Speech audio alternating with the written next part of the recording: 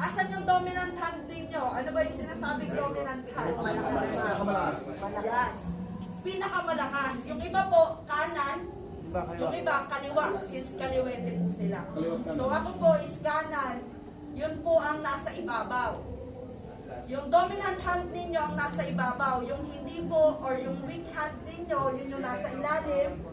And kapag dito po, kailangan wala po kayong suot na relo, sing-sing, or kung ano mang abubot sa mga kamay. Since naka-gloves na kayo. So yung weak hand ninyo, ito pong heel of your head. Ang tawag po natin dito sa matibay po sa may palad po ninyo is heel of your head. So yun po ang ilalapat sa center of the chest. Nag-get? Since dami po ang pinag-uusapan, malolocate nyo po yung center of the chest sa middle po talaga, sa pagitan ng dalawang nipple line or nipple ni patient. So dyan tayo, and then i-interlock natin ang dominant hand natin. Since nakagitna na, hindi po yung buong palad yung igigitna, ha? Yung mismo heel ng kamay po ninyo. So nakagitna na, interlock. Position. May mga instances na nakaganyan yung patient or yung first aider kaya mahirap mag-compress. So dapat nakaganto kayo. Ang mga don'ts in CPR, kapag nag-CPR po kayo, dapat hindi po nakaganyan. Or pag nagsi-CPR kung saan-saan pupunta ang kamay. Bawal din po ang massager kung saan nirarab ang chest ni patient. So hindi po ganun ha. Dapat nasa center of the chest lang. And bawal din na habang nagsi-CPR, nabuhay na yung pasyente ninyo kung saan-saan kayo nakatingin, hindi nyo napansin. So dapat nakatingin lang tayo lagi sa pasyente, sa mukha ni patient. Okay?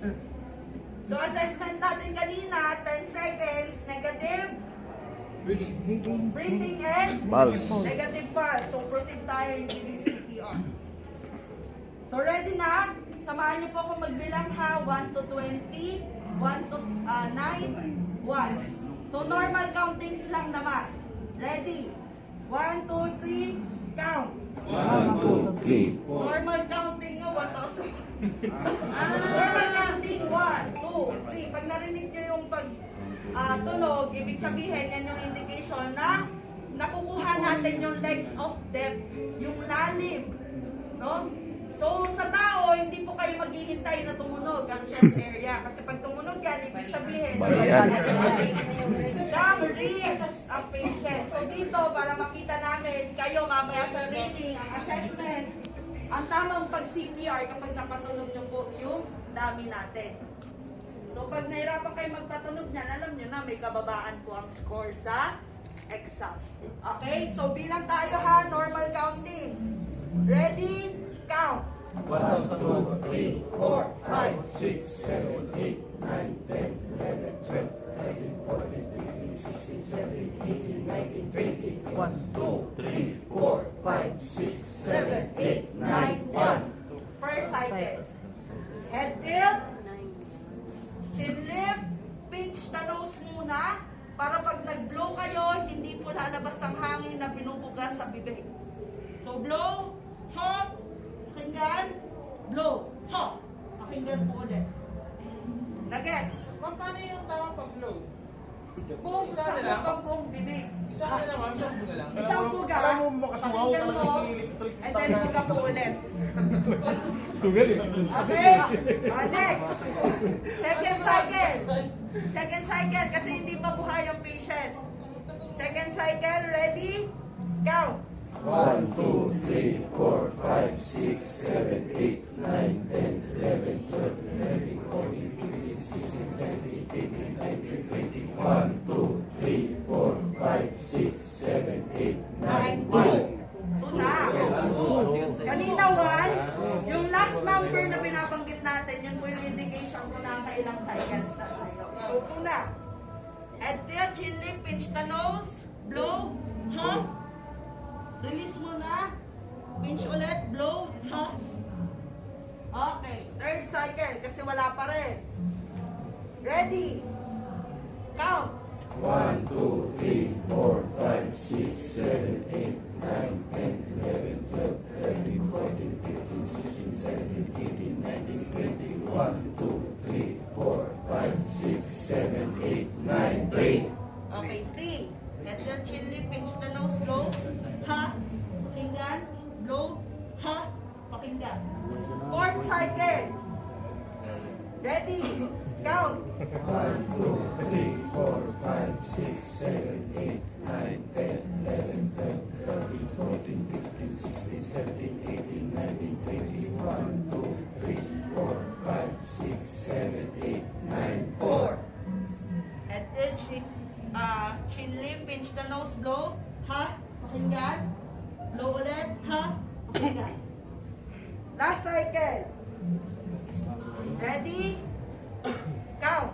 1, 2, 3, 4, 5, 6, 7, 8, 9, 10, 11, 12, 13, 14, 15, 16, 17, 18, 19, 20, 1, 2, 3, 4, 5, 6, 7, 8, 9, 5. Head tilt, chin lift, pinch the nose, blow. Ha? Blow. Ha? Okay. After 5 cycles, i-re-check po natin yung breathing and circulation using the LLF technique. So, head tilt, chin lift, 2 fingers, saka rotate, and then count. 1, 1,002, 1,003.